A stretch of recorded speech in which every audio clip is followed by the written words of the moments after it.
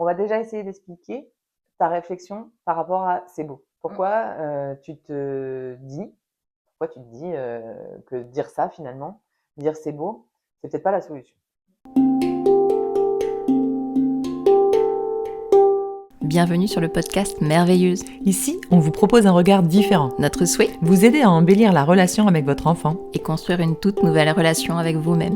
Qui sommes-nous ? Céline, thérapeute, Émilie, enseignante. toutes les deux animées par cette volonté de vous accompagner sur ce chemin. Bonne écoute.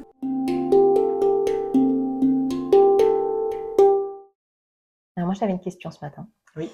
J'ai mes 2 enfants qui aiment beaucoup dessiner, qui font pas mal d'activités créatives et qui viennent me voir en me demandant mon avis. Et je sais que juste dire c'est beau, c'est pas juste. Et j'ai cette interrogation de comment trouver les bons mots. Qu'est-ce que je peux dire pour lui donner envie de faire plus sans attendre ma validation ou mon regard extérieur? On va déjà essayer d'expliquer ta réflexion par rapport à c'est beau. Pourquoi pourquoi tu te dis que dire ça finalement, dire c'est beau, c'est peut-être pas la solution. Mm. La réflexion qu'on peut avoir là-dessus, c'est si tu vas voir l'autre en attendant le ah oui, c'est beau et tout. Ok, ça veut dire que l'importance que tu apportes à ton travail passe par le regard des autres. Et en aucun cas, ça va passer par ton propre regard à toi. L'important au final, c'est d'apprécier ce qu'on fait. Et pas euh, de contenter les gens qu'il y a autour. Tous les artistes, je pense, on est tous d'accord pour dire que l'art c'est subjectif et que ça peut pas plaire à tout le monde. Donc pourquoi la seule approbation de maman, de papa, de la maîtresse, ça doit nous contenter. Donc du coup, pour remplacer le c'est beau, moi ce que je fais souvent en classe, c'est bah toi, qu'est-ce que t'en penses de ton dessin? Est-ce que tu es content de ce que tu as fait?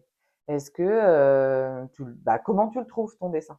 Et après, on peut aussi s'attarder sur des petits détails. Oh, bah, tu as fait un sac à ton personnage. Et je vois même qu'il y a 5 pierres sur le sac. Oh, ton personnage a les cheveux bruns, comme toi. Des petites choses. On reste sur le factuel. On reste sur ce qu'on regarde. Mais en aucun cas, on émet un avis, en fait.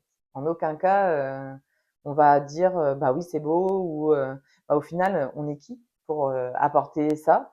On n'est pas prof d'art, on n'est pas prof de dessin, rien. Mais au contraire, ce qui est important, c'est de faire comprendre à la personne qui a dessiné, à l'enfant qui a dessiné, que ce qu'il a fait, ben, ça vient de lui. Et dans tous les cas, si lui l'apprécie, ben, c'est le plus important.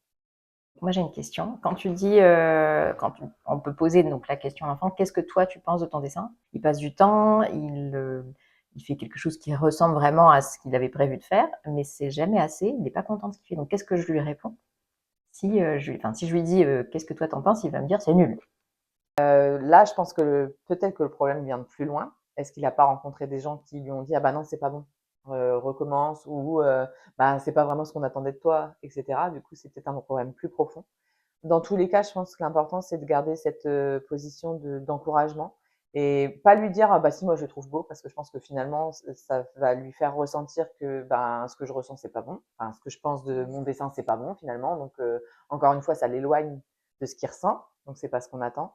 Mais l'encourager à lui dire bah ok peut-être que le prochain tu arriveras à faire ce que tu voulais au prochain, peut-être tu peux réessayer.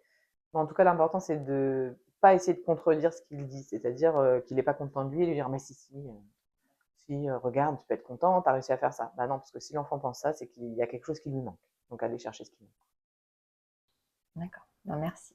Je l'utiliserai tout de suite. Voilà. Après il n'y a pas de remède miracle, hein. Merci pour ton conseil. Je t'en prie.